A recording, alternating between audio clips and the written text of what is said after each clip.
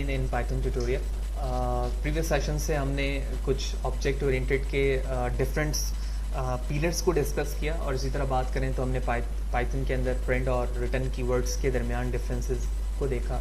इस video session के अंदर हमें लैम्डा फंक्शंस को डिस्कस करना है कि व्हाट इज़ लैम्डा फंक्शंस और लैम्डा फंक्शन से हमें क्या चीज़ों का एक्सेस हमारे लिए आसान हो जाता है और हम इसे किस तरह से इस्तेमाल कर रहे होते हैं। तो लेट्स सी। तो सबसे पहले हम लैम्डा एक्सप्रेशन को समझते हैं। तो lambda expression function is a small anonymous function. ठीक है, एनोनिमस फंक्शंस का मतलब ये होता है कि आप ऐसा फंक्शन जिसका कोई नाम नहीं है, ठीक है, और वो उसी बिहाफ पर वर्क कर रहा हो जिस बिहाफ पर आपका फंक्शन काम कर रहा होता है। A lambda function can take any number of the arguments but can only have one expression। इसके अंदर number of argument एक से ज़्यादा हो सकते हैं, लेकिन इसमें जो रिटर्न वैल्यू है वो हमेशा one expression पे ही आती है। इसको समझने के लिए हम एक बेसिक सा पहले एक फंक्शन बनाते हैं जैसे कि मैंने यहाँ पर शो किया हुआ है, और उसके बाद हम फिर लैम्डा फंक्शन को देखेंगे कि लैम्डा फंक्शन इस फंक्शन से रिलेटेड वर्किंग को किस तरह से हैंडल कर रहा होता है। इस फंक्शन में आप देख रहे हैं कि मैंने सम ऑफ टू नंबर्स को गेट करने की कोशिश की है और नंबर की जो वैल्यू है यानी जो पैरामीटर है वो यूज़र बताएगा और ये रिटर्न मुझे क्या करेगा 10 + 10 20। Let's see. तो जूम आउट करते हैं, शिफ्ट एंटर टू एग्जीक्यूट, और आप देख रहे हैं कि इसकी वैल्यू 20 आ चुकी है। लेकिन इस वक्त आप देख रहे हो कि जब भी हम एक फंक्शन के बिहाफ पर काम कर रहे होते हैं तो एक्सपेक्टेशन यूज़र की या डेवलपर की ये होती है कि वो ब्लॉक ऑफ कोड है और उसके अंदर मोर देन 2, 3, 5 100 ऑफ लाइन्स हैं। ठीक है, लिहाजा इसके लिए हम एक फंक्शन बनाते हैं। लिहाजा आपको पाइथन लैम्डा फंक्शन इसलिए प्रोवाइड करता है जहां पर आप एनोनिमस फंक्शंस बनाते हैं और उसके बिहाफ पर वही वर्किंग कर रहे होते हैं जिसकी वर्किंग बहुत आसान हो जाती है। ऑल्दो आप इसके लिए एक फंक्शन बना रहे हैं, फंक्शन बनाने के बाद उसका नाम, फिर पैरामीटर वैल्यू, फिर डिफरेंट यूजर से वैल्यू लेते हैं, या फिर आप हार्ड कोडेड रिटर्न कराते हैं, फिर आप फंक्शन बनाते हैं, ऑब्जेक्ट क्रिएट करते हैं, या फिर डायरेक्टली फंक्शन को कॉल करके उसकी वैल्यू देते हैं, दैन उसके बाद प्रिंट करवाते हैं। तो लैम्डा एक्सप्रेशन आपको इस तरह से ये प्रोवाइड करता है कि आप सबसे पहले अपना एक वेरिएबल असाइन करें जो आप चाहते हैं। फॉर एग्जाम्पल मैंने y लिखा, y:y + 10। तो इसका मतलब है कि ये वैल्यू वो है जो यूज़र दे रहा है यहाँ पर और ये वो है जो हार्ड कोडेड लिख रहे हैं। लेकिन इस वक्त मैं ये चाहता हूँ कि ये वैल्यू भी यूज़र से ही है, यानी 10 वैल्यू यूज़र देता है तो वो 10 वैल्यू यूज़र के ज़रिए से ही इसमें क्या हो, इनपुट हो रही हो, उसमें ऐड हो रही हो। लेकिन इसी फॉर्म को हम प्रीवियस फॉर्म पे ले आते हैं, लिहाजा हमारे लिए समझना आसान हो जाएगा। तो यहाँ पर एक वेरिएबल x है और इस x के अंदर ये लैम्डा एक्सप्रेशन अपना वर्क कर रहा है कि जो वैल्यू यूज़र यहाँ पर प्रोवाइड करेगा पैरामीटर में, उसके अंदर ये 10 वैल्यू क्या हो जाएगी, ऐड हो जाएगी। और उसके बाद ये लाइन, ये पूरी एक्सप्रेशन इस वेरिएबल में स्टोर हो चुकी है। लिहाजा जब आप इसे प्रिंट करवाएंगे तो आप x के साथ इस y की वैल्यू यहाँ पर दे रहे हैं। जिस तरह आप प्रीवियस एग्जांपल पे अपने फंक्शन का नाम लिखते थे, पैरामीटर की वैल्यू देते थे, अब ये पूरी एक लाइन इस फंक्शन के बराबर हो चुकी है जो आपने ऊपर लिखा है। तो ये बेसिक इसकी डेफिनेशन थी और वर्किंग थी कि लैम्डा एक्सप्रेशन हम इस्तेमाल करके किस तरह अपने फंक्शन को शॉर्ट टू शॉर्ट कर रहे हैं। ठीक है, लिहाजा आप देख रहे हैं x के साथ मैंने यहाँ पर लैम्डा एक्सप्रेशन के वेरिएबल की वैल्यू दी है जो कि यहाँ पर x से रिप्रेजेंट कर रहा है और इस x के अंदर इस y की वैल्यू रिक्वायर्ड है। लिहाजा जब मैं इसे डिस्प्ले करता हूँ तो आप देखते हैं कि ये 10 ऑलरेडी है और ये 10 मैंने हार्ड कोडेड दिया है यहाँ पर फंक्शन के बिहाफ पर। तो ये y + 10 और 10 + 10 इक्वलेंट टू 20। इसी तरह अगर मैं दो पैरामीटर की बात करूं तो दो पैरामीटर आप फंक्शन में बिल्कुल इस तरह से देख सकते हैं और उसके बाद आप दोनों वैल्यू को सम करवा दें तो यकीनी तौर पे आप देख रहे हैं यहाँ पर ये दोनों वैल्यू मल्टीप्लाई हो रही है, पहले ये सम हो रही थी। लिहाजा 10 × 10 यहाँ पर क्या हो जाएगी, 100। Let's see. इसी तरह अगर मैं इसी चीज़ को, इस पूरे फंक्शन को लैम्डा फंक्शंस में लेकर आऊँ तो सबसे पहले मैंने एक वेरिएबल चूज़ किया, उसके बाद लैम्डा कीवर्ड लिखा। ये दो वेरिएबल वो हैं जो यूज़र से मुझे लेने, और जब मैं ले चुका तो उसके बाद मुझे जो एक्सप्रेशन परफॉर्म करवाने हैं वो मैंने यहाँ पर बता दिया।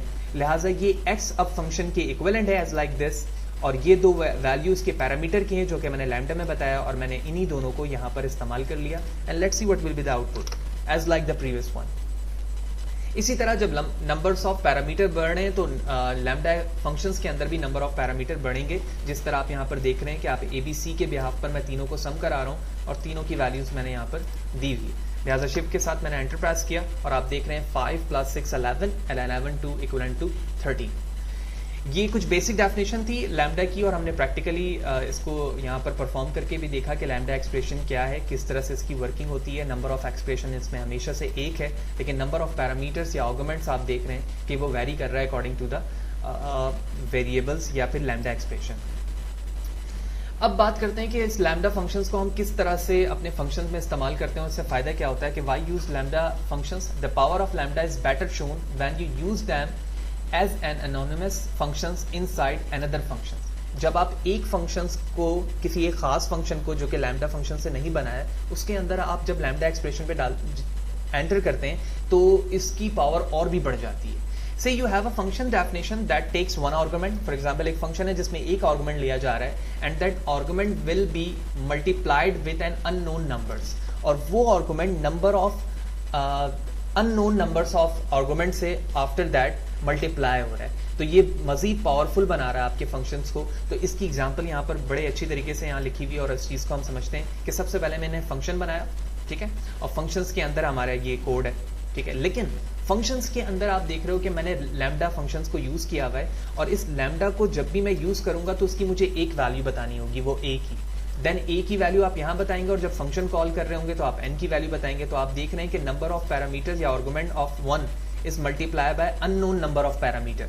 ये मुझे नहीं पता, ये अननोन नंबर ऑफ पैरामीटर है जो हमें बाद में पता चलेगा। लिहाजा यहां पर लैम्डा एक्सप्रेशन तो एंड हुई, लेकिन अभी तक मैं फंक्शंस के अंदर मौजूद था इसके बिहाफ पर। अब मैं फंक्शंस के बाहर आ चुका हूं, ठीक है, तो मैंने एक वेरिएबल लिया, इस वेरिएबल के अंदर अपने फंक्शन को स्टोर करवा दिया, ठीक है, ये फंक्शन है।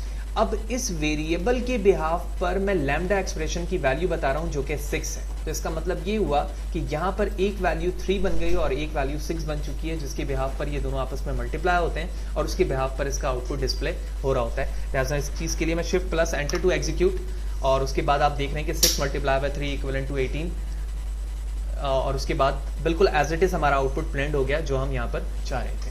इसी तरह इसको मजीद अगर हम एडवांस की तरफ लेके जाएं तो नंबर ऑफ एक्सप्रेशन हम बढ़ा सकते हैं, ठीक है, जिस तरह आप यहाँ पर देख रहे हैं कि सेम फंक्शन हमारे पास मौजूद है और हम लैम्डा एक्सप्रेशन के जरिए से इसको आपस में क्या कर रहे हैं, मल्टीप्लाई कर रहे हैं। नंबर ऑफ पैरामीटर एक फंक्शन की थ्रू है और दूसरा जो है हमारा लैम्डा एक्सप्रेशन के थ्रू है।